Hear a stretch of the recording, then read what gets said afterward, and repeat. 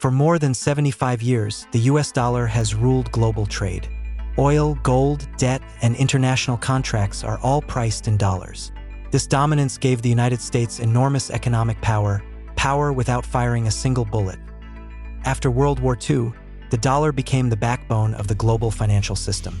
Countries trusted it because the US economy was strong, stable, and backed by institutions like the IMF and World Bank. Even today, nearly 88% of global foreign exchange transactions involve the US dollar.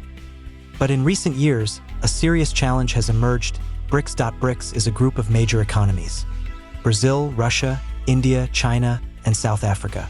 Together, they represent over 40% of the world's population and nearly 1/3 of global GDP.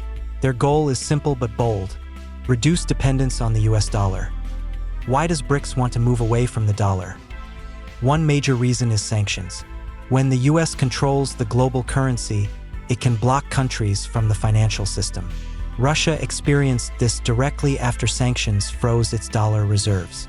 China is watching closely and learning. In response, BRICS countries have started trading with each other in local currencies. China and Russia now settle most of their trade in yuan and rubles. India buys Russian oil using non-dollar mechanisms.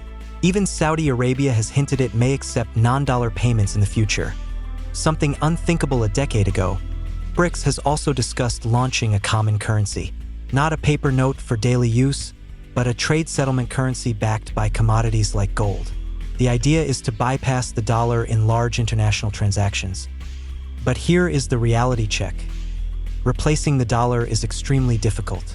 The dollar dominates not because of force, but because of trust. Global investors trust US financial markets, US law, and US liquidity. There is no alternative currency today that matches the scale. China's yuan is tightly controlled. Capital cannot move freely in and out of China. The Indian rupee lacks global reach. Russia's economy is under sanctions. And BRICS countries often disagree with each other politically. Even today, more than 58% of global reserves are still held in US dollars. No BRICS currency comes close. So who is actually winning? In the short term, the US dollar remains dominant. It is still the world's safest and most liquid currency. BRICS cannot replace it overnight. But in the long term, the real shift is gradual. The dollar may not collapse, but its monopoly could weaken. A multipolar currency world is emerging, where the dollar shares space with other currencies instead of ruling alone. This means less power for the US, more options for developing nations, and a slow but historic transformation of global finance. The dollar era is not ending, but it is being challenged like never before.